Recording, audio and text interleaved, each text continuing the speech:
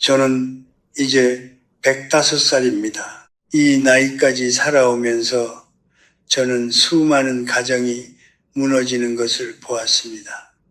전쟁도 보았고, 가난도 보았고, 성공도 보았습니다. 그런데 이상하게도 사람들을 가장 깊이 무너뜨린 것은 폭탄도 아니었고 굶주림도 아니었습니다. 바로 사랑하는 사람에게 받은 상처였습니다. 그 중에서도 특히 가족에게 받은 냉담함이었습니다. 오늘 이 이야기를 듣고 계신 분 중에 며느리의 차가운 눈빛에 잠 못 이룬 밤이 있으신 분이 계실 겁니다. 아무리 잘해주려 해도 돌아오는 것은 짧은 대답 하나 혹은 침묵, 명절에 한자리에 앉아 있어도 마음은 천리 밖에 있는 것 같은 그 느낌. 내가 뭘 그렇게 잘못했나 하고 혼자 속으로 되물어 보신 적이 있으시지요? 저도 그런 시절이 있었습니다. 젊었을 때 저는 관계란 노력으로 이루어진다고 믿었습니다. 더 많이 베풀고 더 많이 참고 더 많이 맞춰주면 언젠가 상대방도 반드시 마음을 열 것이라고 생각했습니다. 그런데 100년을 살고 나서 비로소 깨달았습니다. 그 믿음 자체가 관계를 망치는 가장 조용하고 가장 위험한 함정이었다는 것을, 베풀면 돌아와야 한다는 생각, 그것이 바로 기대입니다. 그리고 기대는 충족되지 않는 순간 분노로 변합니다. 분노는 말이 되어 나오기도 하지만 더 무서운 것은 말이 되지 못하고 속으로 쌓일 때입니다. 그렇게 쌓인 감정은 어느 날 갑자기 터지거나 혹은 조용히 관계를 썩게 만듭니다. 며느리가 당신을 무시한다고 느껴지는 그 순간 많은 분들은 감정적으로 반응하십니다. 서운함을 표현하거나 한숨을 쉬거나 혹은 참다 한마디 하거나. 그런데 저는 오늘 감히 말씀드리고 싶습니다. 그 반응 하나하나가 관계의 거리를 더 멀게 만들고 있다는 것을. 감정은 정직합니다. 그러나 감정대로 행동하는 것이 언제나 옳은 것은 아닙니다. 특히 관계에서는 더욱 그렇습니다. 감정이 폭발하는 순간 상대방은 더 이상 당신의 말을 듣지 않습니다. 그저 자신을 방어할 방법을 찾기 시작합니다. 저는 오늘 여러분께 싸우는 법을 가르치려는 것이 아닙니다. 이기는 법을 가르치려는 것도 아닙니다. 저는 여러분께 딱 세 마디를 드리려고 합니다. 이 세 마디는 전술이 아닙니다. 전략도 아닙니다. 100년의 세월 동안 수없이 실패하고 수없이 반성하고 수없이 관계를 되돌아본 한 늙은이가 마지막으로 건네는 인간 존중의 언어입니다. 지금 며느리와의 관계가 차갑게 느껴지시는 분이 계시다면 잠시 멈추시기 바랍니다. 분노도 잠시 내려놓으시고 서운함도 잠시 옆에 두시기 바랍니다. 그리고 제 이야기를 조용히 들어주십시오. 관계는 바꿀 수 있습니다. 단 상대방을 바꾸려 하지 않을 때에만. 저는 평생 동안 많은 사람들을 관찰해 왔습니다. 학생들을 가르쳤고 친구들을 지켜봤고 가족들의 이야기를 들었습니다. 그리고 105해를 살아오면서 한 가지 변하지 않는 진실을 발견했습니다. 사람이 차갑게 굴 때 그 차가움의 뒤에는 반드시 두려움이 있다는 것입니다.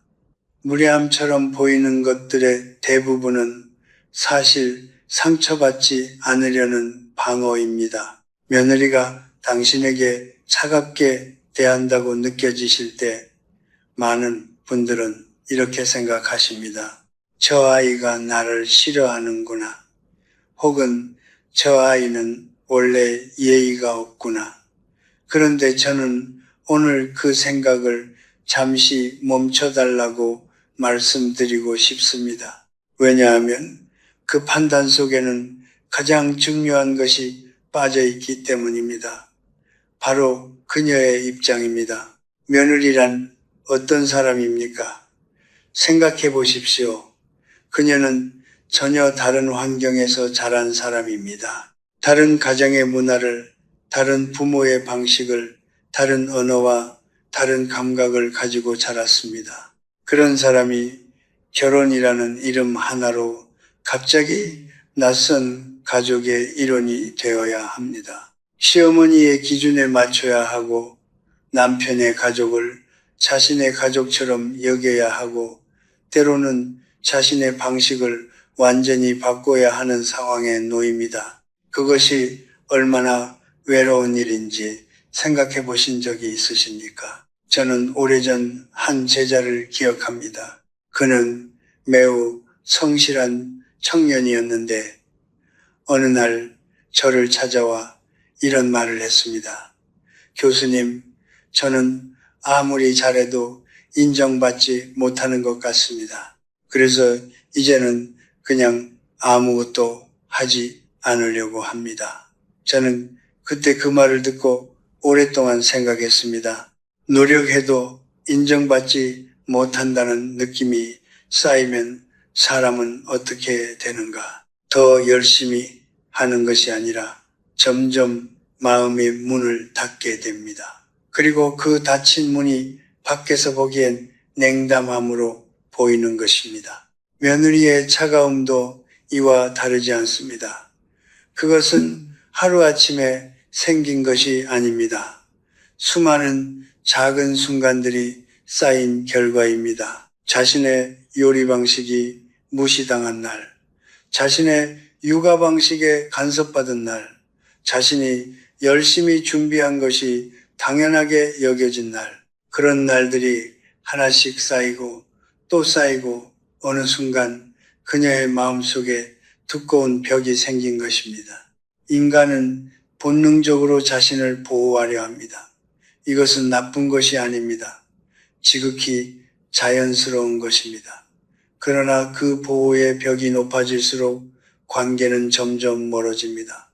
그리고 그 거리를 좁히려면 먼저 그 벽이 왜 생겼는지를 이해해야 합니다. 비난하기 전에 먼저 이해하는 것. 이것이 100년을 살아온 제가 드릴 수 있는 가장 오래된 지혜입니다. 며느리는 당신의 적이 아닙니다. 그녀는 단지 인정받고 싶은 한 사람입니다. 그리고 당신도 그러하듯이 그녀도 두려워하고 있습니다. 자신이 이 가족 안에서 진정으로 받아들여지고 있는지를 조용히 매일 확인하고 싶어 합니다. 그 두려움을 이해하는 순간 관계는 이미 달라지기 시작합니다. 105살이 된 지금 저는 종종 젊은 시절의 저를 떠올립니다. 30살에 저는 자존심이 강한 사람이었습니다. 틀렸다는 말을 듣는 것이 두려웠고 먼저 사과하는 것은 지는 것이라고 생각했습니다. 누군가와 갈등이 생기면 속으로는 내가 잘못했다는 것을 알면서도 입으로는 끝내 그 말을 꺼내지 못했습니다. 그러면서도 관계가 멀어지면 왜 저 사람은 먼저 다가오지 않는 것인가 하고 혼자 답답해 했습니다. 지금 생각하면 참으로 어리석은 시절이었습니다. 사람은 누구나 인정받고 싶어 합니다. 그런데 동시에 자신의 잘못을 인정하는 것은 두렵습니다. 이 두 가지 마음이 늘 충돌합니다. 그리고 그 충돌 속에서 대부분의 관계가 조금씩 금이 가기 시작합니다. 특히 가족 관계에서는 더욱 그렇습니다. 가족이기 때문에 더 솔직해야 하는데 오히려 가족이기 때문에 자존심을 더 세우게 되는 아이러니. 저도 오랜 시간 그 안에 갇혀 있었습니다. 그런데 어느 날 저는 한 가지를 깨달았습니다. 먼저 고개를 숙이는 사람이 지는 것이 아니라는 것을, 오히려 먼저 자신의 부족함을 인정하는 사람이 관계에서 가장 강한 사람이라는 것을, 왜냐하면 그것은 용기가 필요한 일이기 때문입니다. 두려움을 이기고 먼저 입을 여는 것, 그것은 나약함이 아니라 성숙함의 표시입니다. 내가 부족했어요. 이 한마디가 얼마나 많은 것을 바꿀 수 있는지 직접 경험해 보지 않은 분들은 쉽게 믿기 어려우실 겁니다.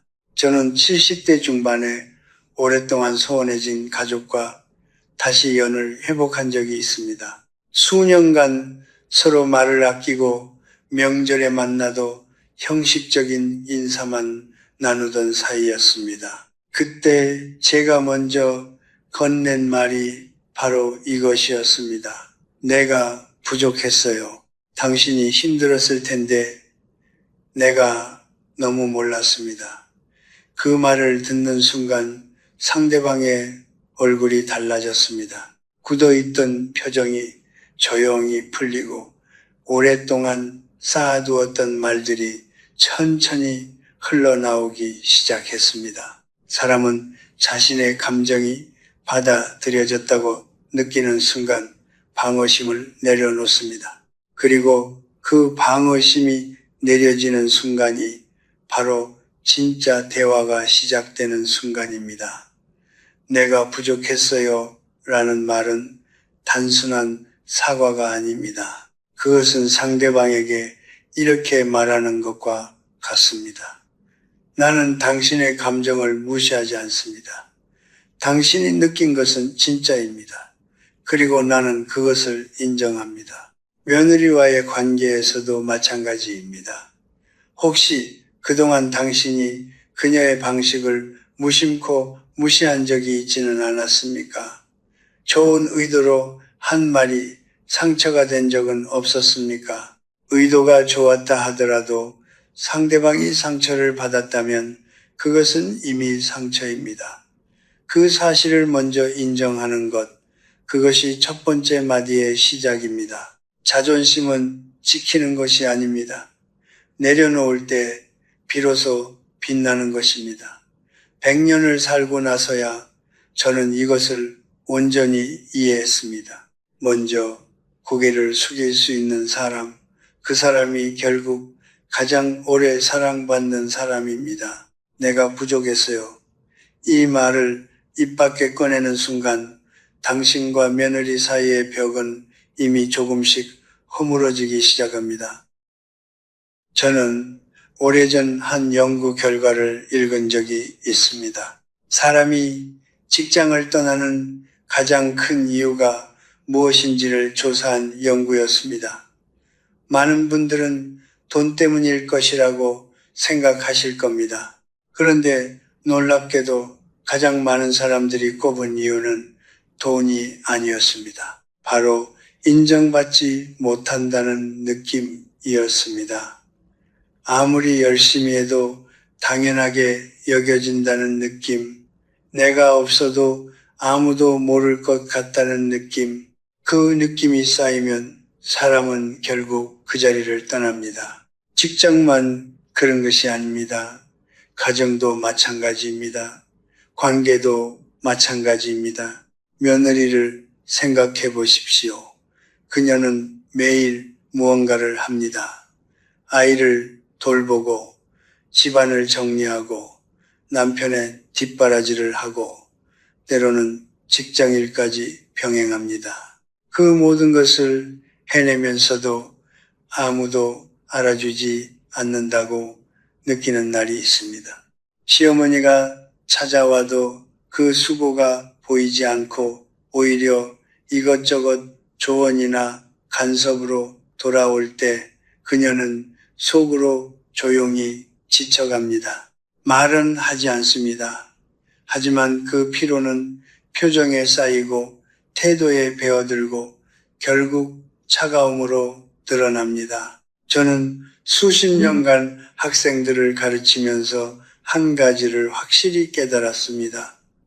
사람은 자신이 인정받는다고 느낄 때 비로소 마음을 엽니다. 아무리 좋은 말도, 아무리 훌륭한 조언도 상대방이 마음을 닫은 상태에서는 들어가지 않습니다.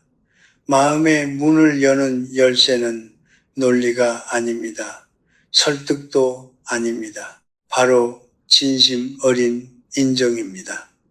당신이 하는 일이 보입니다. 당신의 수고가 느껴집니다. 그 한마디가 수십 번의 선물보다 깊이 닿습니다. 고마워요. 수고 많았어요. 이 말은 짧습니다. 하지만 이 안에 담긴 것은 결코 짧지 않습니다. 이 말은 이렇게 말하는 것과 같습니다. 나는 당신이 보입니다. 당신이 애쓰고 있다는 것을 나는 알고 있습니다. 그리고 그것이 당연한 것이 아님을 나는 압니다. 사람은 이 말을 들었을 때 비로소 자신이 이 관계 안에서 존재한다는 것을 느낍니다. 그 느낌이 쌓이면 관계의 온도가 달라집니다. 그런데 여기서 한 가지 중요한 것이 있습니다. 이 말은 반드시 진심이어야 한다는 것입니다. 형식적인 감사는 오히려 역효과를 냅니다. 사람은 본능적으로 진심과 형식을 구별합니다. 특히 오랫동안 상처받아온 사람일수록 그 감각이 더 날카롭습니다. 그러므로 말을 하기 전에 먼저 마음을 살펴보십시오. 며느리가 오늘 어떤 하루를 보냈는지, 그녀가 보이지 않는 곳에서 무엇을 감당하고 있는지를 한 번이라도 떠올려 보십시오.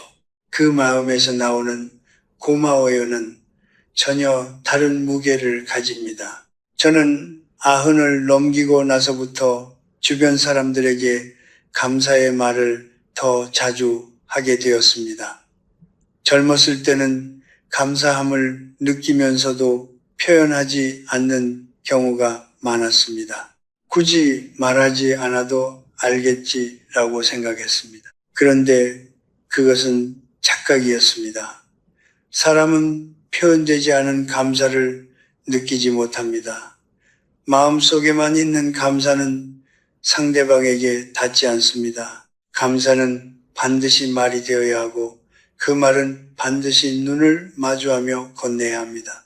오늘 며느리를 만나시거든 그녀가 밥을 차렸을 때, 아이를 데리고 왔을 때, 혹은 그냥 그 자리에 있어줄 때 조용히 한마디 건네보십시오. 고마워요.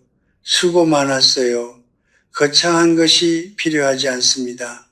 그 짧은 한마디가 오랫동안 닫혀있던 그녀의 마음속 어딘가에 조용히 스며들 것입니다. 그리고 그것은 반드시 언젠가 관계의 균열을 메우기 시작합니다. 인정받는다는 느낌. 그것은 사람이 살아가는 데 있어 밥만큼이나 필요한 것입니다. 100년을 넘게 살아오면서 저는 많은 갈등을 보아왔습니다. 가족 간의 갈등, 친구 사이의 갈등, 스승과 제자 사이의 갈등. 그 갈등들을 오랫동안 들여다보니 한 가지 공통점이 있었습니다. 대부분의 갈등은 누군가의 악의에서 시작된 것이 아니었습니다. 선의에서 시작된, 통제에서 비롯된 것이었습니다. 나는 당신을 위해 이렇게 하는 것입니다 라는 말 뒤에 숨어있는 통제. 그것이 관계를 가장 조용하게 그러나 가장 깊이 망가뜨립니다. 시어머니와 며느리 사이에서도 이것이 가장 자주 일어납니다. 시어머니는 오랜 경험에서 우러나온 진심으로 조언을 건넵니다. 아이는 이렇게 키워야 한다. 음식은 이렇게 해야 한다. 남편은 이렇게 대해야 한다. 그 말들은 분명 사랑에서 나온 것입니다. 그러나 받는 사람의 입장에서는 다르게 들립니다. 당신은 아직 부족합니다. 당신의 방식은 틀렸습니다. 내 방식을 따르십시오. 사랑의 언어가 통제의 언어로 들리는 순간 며느리의 마음속에 벽이 하나씩 세워집니다. 저는 젊었을 때 제자들을 가르치면서 똑같은 실수를 한 적이 있습니다. 제가 옳다고 믿는 방향으로 제자들을 이끌려 했습니다. 그들의 선택을 존중한다고 생각했지만 사실은 제 기준 안에서만 그들의 선택을 허용하고 있었습니다. 그러다 어느 날 한 제자가 저에게 이렇게 말했습니다. 교수님, 저는 교수님이 정해놓은 길 위에서 교수님이 원하는 속도로 걷고 있는 것 같습니다. 그 말이 저를 오랫동안 생각하게 만들었습니다. 나는 그를 돕고 있다고 생각했는데 그는 나로 인해 자신의 길을 잃어가고 있었던 것입니다. 통제는 언제나 선의의 얼굴을 하고 옵니다. 그래서 더 알아채기 어렵습니다. 그리고 그 통제를 받는 사람은 말하기가 어렵습니다. 왜냐하면 상대방의 선의를 부정하는 것처럼 느껴지기 때문입니다. 그래서 말 대신 태도로 표현합니다.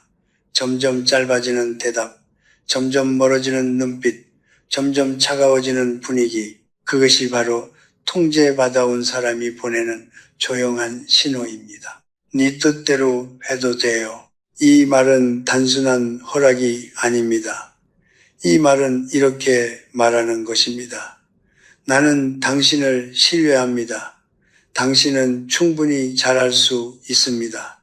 나의 방식만이 정답이 아님을 나는 압니다. 이 말을 들었을 때 며느리가 느끼는 것은 단순한 자유가 아닙니다. 자신이 드디어 이 가족 안에서 하나의 온전한 사람으로 인정받았다는 느낌입니다. 그 느낌은 어떤 선물로도 어떤 말로도 대신할 수 없습니다. 사람은 자신을 통제하려는 사람을 경계합니다. 본능적으로 그 사람을 적으로 여기게 됩니다.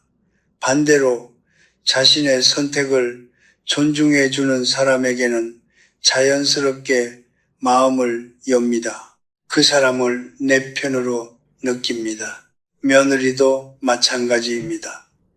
당신이 그녀의 방식을 존중하고 그녀의 선택을 믿어주는 순간 그녀는 당신을 적이 아닌 내 편으로 느끼기 시작합니다. 그리고 내 편이라고 느끼는 사람에게는 마음을 숨기지 않습니다. 저는 90이 넘어서야 비로소 내려놓는 법을 배웠습니다. 내가 옳다는 확신을 내려놓고 내 방식만이 최선이라는 믿음을 내려놓고 상대방이 스스로 걸어갈 수 있다는 것을 믿기 시작했습니다. 그때부터 저를 둘러싼 관계들이 달라지기 시작했습니다. 사람들이 조금씩 더 가까이 다가왔습니다. 저에게 먼저 말을 걸어왔습니다. 저에게 속마음을 털어놓기 시작했습니다. 통제를 내려놓았을 때 오히려 더 깊은 연결이 찾아왔습니다. 믿음은 관계를 넓힙니다. 통제는 관계를 좁힙니다. 이것이 100년을 살아온 사람이 드릴 수 있는 가장 솔직한 고백입니다. 내 뜻대로 해도 돼요. 이 한마디를 건네는 순간 당신은 며느리에게 가장 값진 선물을 주는 것입니다. 그것은 물건이 아닙니다. 돈도 아닙니다. 바로 그녀를 온전한 사람으로 바라보는 시선입니다. 그리고 그 시선이야말로 어떤 말보다 먼저 관계의 온도를 바꾸기 시작합니다. 저는 가끔 이런 질문을 받습니다. 교수님, 그 말들이 정말 효과가 있습니까? 그냥 몇 마디 했다고 해서 관계가 달라질 수 있습니까? 그 질문을 받을 때마다 저는 잠시 멈추게 됩니다. 왜냐하면 그 질문 안에 이미 오해가 담겨 있기 때문입니다. 제가 오늘 드린 세 마디는 기술이 아닙니다. 하술 교본에 나오는 테크닉이 아닙니다. 관계를 조정하기 위한 전략은 더더욱 아닙니다. 그 말들은 오랜 세월 동안 수없이 실패하고 수없이 후회하고 수없이 사랑을 잃어본 사람만이 비로소 진심으로 건넬 수 있는 언어입니다. 저는 젊은 시절에 사랑하는 사람들에게 상처를 준 적이 있습니다. 일부러 그런 것이 아니었습니다. 내가 옳다고 믿었고 내 방식이 최선이라고 생각했고 상대방을 위한다는 이름으로 그들의 공간을 침범했습니다. 그리고 그들이 떠나고 나서야 혹은 그들이 멀어지고 나서야 비로소 깨달았습니다. 내가 사랑이라고 믿었던 것들이 사실은 나의 필요였다는 것을, 내가 관심이라고 생각했던 것들이 사실은 나의 불안이었다는 것을, 그 깨달음은 고통스러웠습니다. 그러나 그 고통이 없었다면 저는 결코 이 세 마디를 알지 못했을 것입니다. 사람은 넘어져 보지 않으면 균형을 배우지 못합니다. 잃어보지 않으면 소중함을 알지 못합니다. 상처를 주어보지 않으면 조심하는 법을 모릅니다. 100년의 세월이란 결국 그런 것입니다. 수많은 실수들이 쌓여 만들어진 조용한 지혜, 그것이 이 세 마디 안에 담겨 있습니다. 내가 부족했어요 라는 말은 단순한 사과가 아닙니다. 그것은 내가 완전하지 않다는 것을 받아들이는 용기입니다. 나이가 들수록 경험이 쌓일수록 사람은 자신이 더 옳다고 느끼기 쉽습니다. 오래 살았으니 더 많이 안다고 생각합니다. 그러나 진정한 어른이란 더 많이 아는 사람이 아닙니다. 자신이 얼마나 모르는지를 더 잘 아는 사람입니다. 그 겸손함이 없으면 나이는 그저 숫자에 불과합니다. 고마워요, 수고 많았어요 라는 말은 단순한 감사가 아닙니다. 그것은 상대방의 존재를 인정하는 행위입니다. 사람은 자신이 보인다고 느낄 때 비로소 살아있음을 실감합니다. 아무리 바쁘고 아무리 힘들어도 누군가가 자신의 수고를 알아준다는 느낌, 그 느낌이 사람에게 다시 일어설 힘을 줍니다. 그 힘을 당신이 며느리에게 줄 수 있습니다. 거창한 것이 필요하지 않습니다. 진심 어린 한마디면 충분합니다. 네 뜻대로 해도 돼요 라는 말은 단순한 허락이 아닙니다. 그것은 내가 당신보다 위에 있지 않다는 선언입니다. 나이가 많다는 것, 경험이 많다는 것이 상대방 위에 서도 된다는 이유가 될 수 없습니다. 진정한 어른의 권위는 굴림에서 오는 것이 아닙니다. 존중에서 옵니다. 상대방이 스스로 선택할 수 있도록 공간을 내어주는 건 그것이 가장 깊은 사랑의 형태입니다. 이 세 마디는 결국 하나의 메시지입니다. 나는 당신을 존중합니다. 그것뿐입니다. 그러나 그 한 문장을 진심으로 전달하기 위해 저는 100년이 걸렸습니다. 수십 번의 실패가 필요했고 수많은 이별이 필요했고 오랜 침묵의 시간이 필요했습니다. 그리고 그 모든 것을 지나고 나서야 저는 비로소 알게 되었습니다. 관계란 노력으로 만들어지는 것이 아니라 태도로 만들어지는 것이라는 것을, 말의 기술이 아니라 마음의 방향이 관계의 온도를 결정한다는 것을, 나이가 든다는 것은 잃는 것이 많아진다는 뜻이기도 합니다. 체력을 잃고 친구들을 잃고 때로는 기억도 잃습니다. 그러나 그 모든 것을 잃고 나서 남는 것이 있습니다. 바로 사람입니다. 곁에 남아있는 사람, 그 사람과의 관계가 인생 후반에 우리가 가진 가장 귀한 자산입니다. 그 자산을 지키는 것은 돈도 아니고 권력도 아닙니다. 오직 진심 어린 존중만이 그것을 지킬 수 있습니다. 오늘 제가 드린 세 마디를 기억해 주십시오. 그리고 그 말들을 입으로만 하지 마십시오. 마음에서 먼저 시작하십시오. 마음이 바뀌면 말이 바뀌고 말이 바뀌면 관계가 바뀝니다. 그리고 관계가 바뀌면 당신의 남은 삶의 온도가 달라집니다. 저는 오늘 이 이야기를 마무리하면서 한 가지를 먼저 말씀드리고 싶습니다. 이 글을 끝까지 읽어주신 분들은 아마 마음속에 무언가를 품고 계신 분들일 것입니다. 며느리와의 관계에서 오랫동안 상처받아온 분, 어떻게 해야 할지 몰라 혼자 소가리를 해온 분, 혹은 이미 멀어진 관계를 어떻게든 되돌리고 싶은 분, 저는 그 마음이 느껴집니다. 그리고 그 마음이 이미 충분히 용감하다는 것을 말씀드리고 싶습니다. 왜냐하면 관계를 포기하지 않고 끝까지 방법을 찾는 것, 그것 자체가 사랑이기 때문입니다. 인생의 후반을 살아가는 일은 생각보다 외롭습니다. 젊었을 때는 늘 사람이 곁에 있었습니다. 일터가 있었고 친구들이 있었고 아이들이 주변을 맴돌았습니다. 그런데 어느 순간부터 그 소란함이 하나씩 사라집니다. 아이들은 각자의 삶으로 떠나고 친구들은 하나둘 세상을 먼저 떠나고 집안이 조용해집니다. 그 조용함이 처음에는 낯설고 때로는 두렵습니다. 많은 분들이 그 조용함을 외로움이라고 부릅니다. 그러나 저는 오늘 감히 다른 이름을 드리고 싶습니다.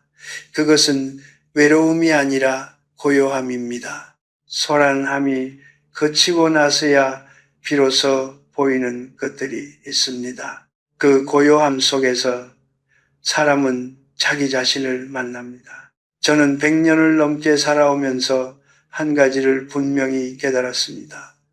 관계의 회복은 상대방이 변하는 것에서 시작되지 않는다는 것입니다. 그것은 언제나 내가 먼저 평화로워지는 것에서 시작됩니다. 내 마음이 고요해지지 않으면 내가 건네는 말도 고요하지 않습니다. 내 안에 분노가 남아있으면 아무리 좋은 말을 해도 그 분노가 말 사이로 스며듭니다. 그러므로 오늘 제가 드린 세 마디를 실천하기 전에 먼저 자기 자신에게 한 가지를 물어보십시오. 나는 지금 평화로운가? 그 질문이 모든 것의 시작입니다. 며느리와의 관계가 오늘 당장 달라지지 않을 수도 있습니다. 한마디를 건넸다고 해서 수년간 쌓인 벽이 하루아침에 무너지지는 않습니다. 그것은 당연한 일입니다. 관계는 한 번의 말로 만들어지는 것이 아니라 수많은 작은 순간들이 쌓여 만들어지는 것입니다. 그러므로 조급해하지 마십시오. 결과를 기대하며 말을 건네지 마십시오. 그냥 오늘 할 수 있는 것을 하십시오. 오늘 한마디를 건네십시오. 그리고 내일 또 한마디를 건네십시오. 그 작은 것들이 쌓이면 언젠가 반드시 관계의 온도가 달라집니다. 저는 살아오면서 많은 것을 잃었습니다. 사랑하는 사람들을 먼저 보냈고 소중했던 관계들이 멀어지는 것을 지켜봤습니다. 그 상실들이 처음에는 너무 아팠습니다. 그러나 그 아픔들을 지나고 나서 남은 것이 있습니다. 바로 감사함입니다. 지금 곁에 있는 사람에 대한 감사, 지금 이 순간에 대한 감사, 아직 관계를 회복할 시간이 남아있다는 것에 대한 감사, 그 감사함이 마음속에 자리를 잡는 순간 세상이 조금 다르게 보입니다. 상처를 준 사람도 조금 다르게 보이고 차갑게 굴었던 며느리도 조금 다르게 보입니다. 당신이 지금 인생의 어느 지점에서 계시든 저는 오늘 이 말을 드리고 싶습니다. 당신은 충분히 잘 살아오셨습니다. 완벽하지 않았을 수도 있고 때로는 실수도 했을 것입니다. 그러나 그 모든 것을 안고 여기까지 걸어오신 것만으로도 당신은 이미 충분히 훌륭한 사람입니다. 그리고 지금 더 나은 관계를 위해 이 이야기를 듣고 계신다는 것 자체가 당신이 아직 사랑을 포기하지 않았다는 증거입니다. 관계는 끝나지 않습니다. 다만 달라질 뿐입니다. 사람은 변하지 않는다고들 하지만 저는 그 말에 동의하지 않습니다. 사람은 변합니다. 단 강요에 의해서가 아니라 사랑에 의해서 변합니다. 그리고 그 사랑의 시작은 언제나 나 자신에게서 출발합니다. 내가 먼저 평화로워지고 내가 먼저 내려놓고 내가 먼저 손을 내미는 것, 그것이 100년을 살아온 제가 마지막으로 드릴 수 있는 가장 솔직한 이야기입니다. 삶은 시끄러운 증명이 아닙니다. 삶은 조용한 지속입니다. 오늘 하루도 조용히 그러나 따뜻하게 걸어가시기 바랍니다. 그 걸음 하나하나가 쌓여 언젠가 당신 곁에 머무는 사람들에게 가장 깊은 사랑의 흔적으로 남을 것입니다. 저는 105살입니다. 그리고 저는 아직도 배우고 있습니다. 당신도 그러하시기를 진심으로 바랍니다.